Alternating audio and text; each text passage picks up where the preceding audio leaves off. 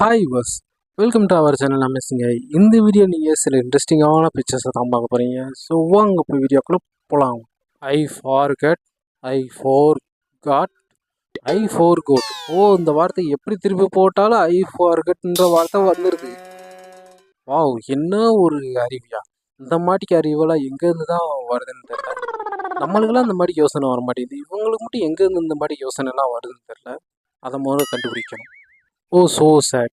இவர் சைக்கிளுக்கு பின்னாடி ஒரு ஸ்டாண்டு வைக்க முடியாதுன்ற ஒரு காரணத்தினால இந்த லேடியை தூக்கிக்கிட்டு இவர் சைக்கிள் ஓடிக்கிறார். ரொம்ப கஷ்டமான வேலையில் இது. So sad. இந்த மாதிரிக்கு நிலைமை யாருக்குமே வரக்கூடாது.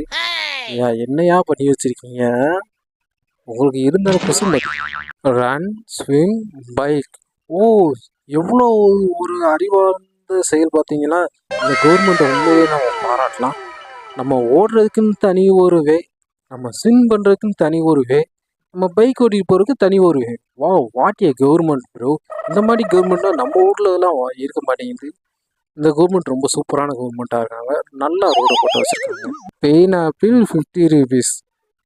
இதுக்கு தையா படிங்கன்னு சொல்கிறது. நம்ம டிராகன் படத்தில் வர மாட்டீங்க. திரும்ப நீங்கள் ஸ்கூலுக்கு போய் படிக்கிறீங்க, நல்ல மார்க் எடுத்துகிட்டு வரீங்க. அப்படின்னா இந்த மாதிரி தவறுகளாக மீண்டும் செய்ய மாட்டீங்க. Working at A bank be like. அதே என்னமோ உண்மைதாங்க. நம்மளை சுற்றி கோடிக்கணக்கான பணம் இருக்கும். ஆனால் அதில் நம்ம ஒரு 5 பைசா கூட எடுக்க முடியாது. இந்த கேட்டுக்கு என்ன நிலமையோ அந்த மாதிரி இதே பேங்க்கில் வேலை பார்க்குறவங்க நிலமை. நம்ம அவசரத்துக்கு பணம் தேவைப்படும், ஆனால் நம்மளால் அதை எடுத்து செலவிட முடியாது. ஆனால் நம்ம கையில் ஏகப்பட்ட பணம் இருக்கும். நம்ம எண்றதுக்கு மட்டும்தான் இருக்கும், ஆனால் நம்ம கையில் இருக்காது. நம்மக்கிட்ட அந்த பணம் இருக்காது.